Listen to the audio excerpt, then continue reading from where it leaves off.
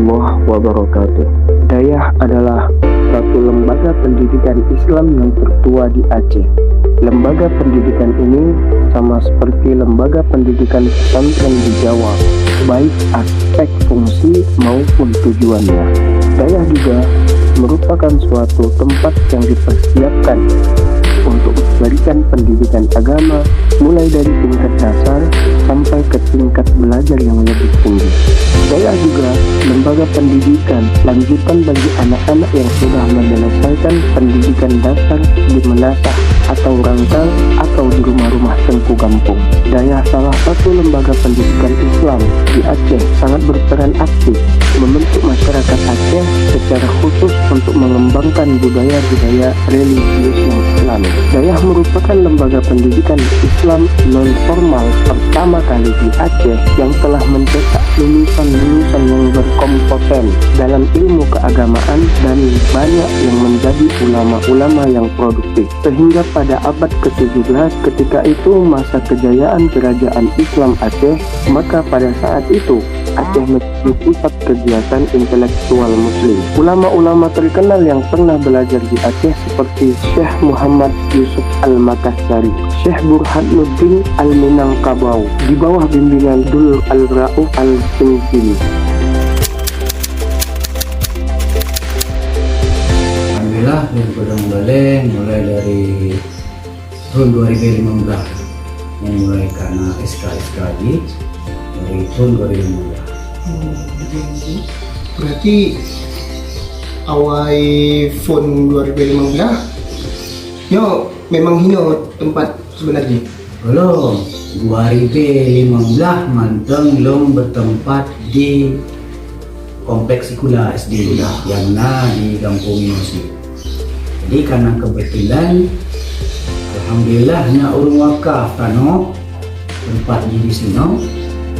Jadi kali dua wakaf tano selanjutnya belum urung lagi masalah tentang balai pengajian. Jadi dasar balai pengajian yang pertama yang ke balai pun kayaknya.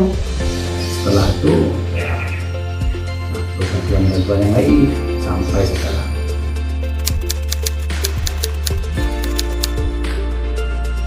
Jadi sebenarnya kalau menurut saya, bagaimana cara kita membujuk anak itu supaya dia itu mau mengaji.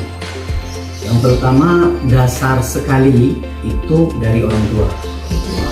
Ya, kalau kita kembali kepada diri kita sebagai orang tuanya anak, dari sebelum kita mengantar mengaji, itu si anak oleh orang tuanya baik ayah atau ibu itu sudah dibawa ketika ada pengajian di masjid, walaupun dia nanti main-main. Ini tidak jauhnya dengan sholat. Bawa aja ke masjid. Oh dia main, silahkan main, biarkan dia main. Karena lambat laun, apalagi yang pengajian, dia akan merasa ini suatu kewajiban bagi dia. Namun ketika sudah beranjak umurnya misalnya udah 7 tahun ke atas atau 6 tahun ke atas, dia sudah mulai mau bersosialisasi dengan pengajian, baik itu dengan kawan-kawan. Artinya dia tidak merasa seperti tamu lagi, sudah terbiasakan. Disitulah sebagai orang tua tugasnya mengantar anak untuk mengaji. Artinya ini salah satu bujukan supaya cepat dapat. Itu salah satu. Yang kedua, cara membujuk anak itu supaya dia mau mengaji. Ya sebelumnya kita banyak bercerita tentang siapa itu Allah, siapa itu Nabi, ya yang berhubungan dengan tauhid.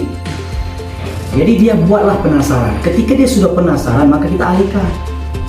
Contoh seperti ini. Kalau adik mau banyak kisah-kisah atau cerita-cerita tentang siapa itu Nabi Muhammad, siapa itu malaikat, siapa itu apa itu neraka, apa itu surga, siapa itu Allah, maka kalau adik ngaji, kalau abang ngaji, kalau kakak ngaji, maka akan lebih luas lagi tahu pengetahuan. Jadi peran utama itu keluarga, keluarga sangat penting.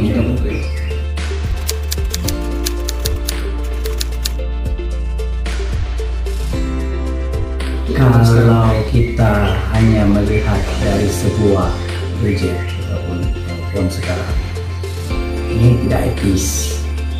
Kenapa saya bilang?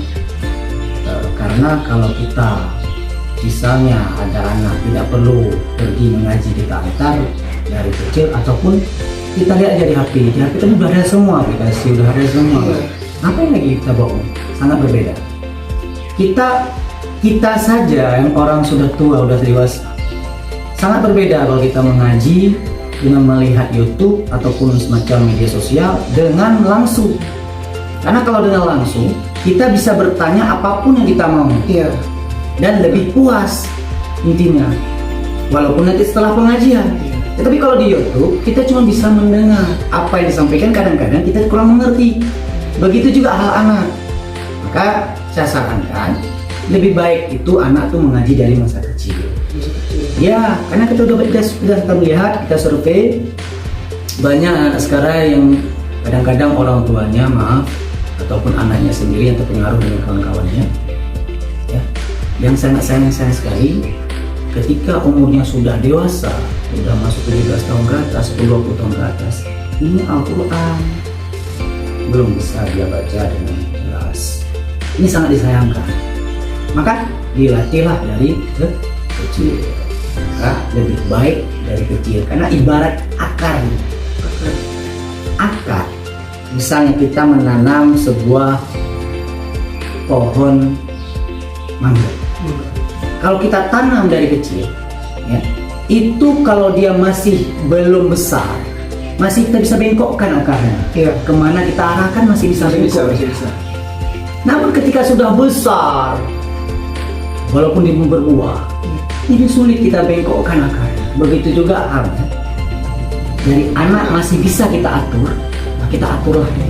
Ketika sudah besar kita atur, tidak akan bisa lagi seperti yang dulu. Sudah keras akar yang ibaratnya pohon mangga itu, seperti itu.